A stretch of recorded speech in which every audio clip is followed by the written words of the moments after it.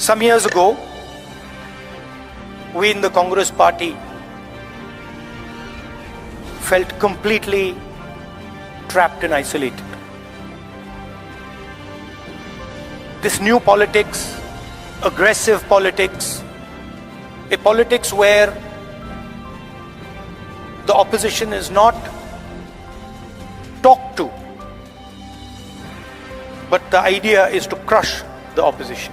And we found that all our avenues were compromised. The media,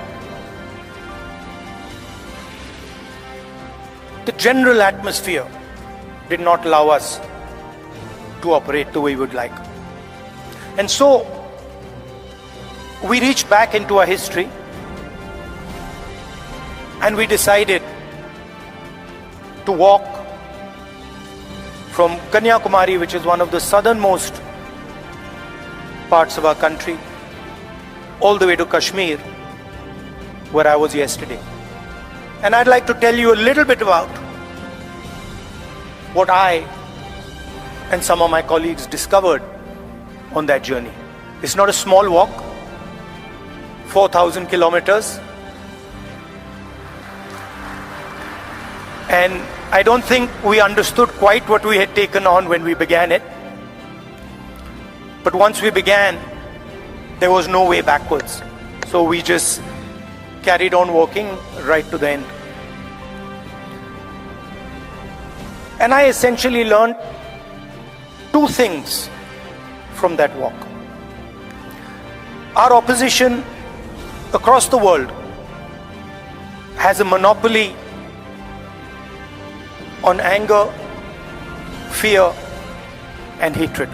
And there's no way that we are ever going to be able to compete with them on anger, fear, and hatred. They are going to outdo us, outmaneuver us, and beat us every single time when it comes to fear, anger, and hatred.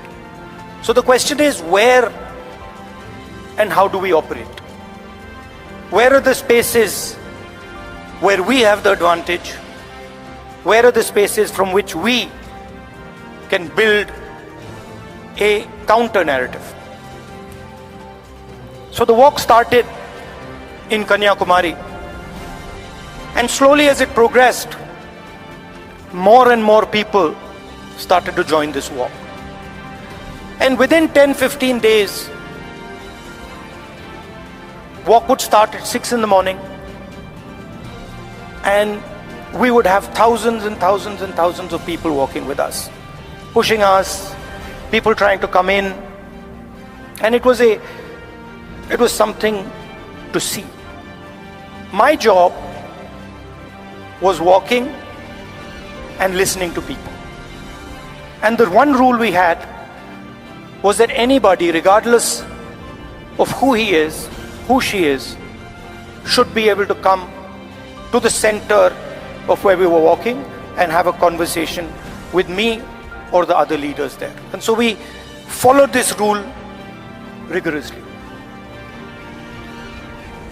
As we walked, we talked and walked and talked and walked. I suddenly found that it became harder and harder to speak. As politicians, we are trained to do this. We are trained to come on stage and talk. We are trained to tell people what we think.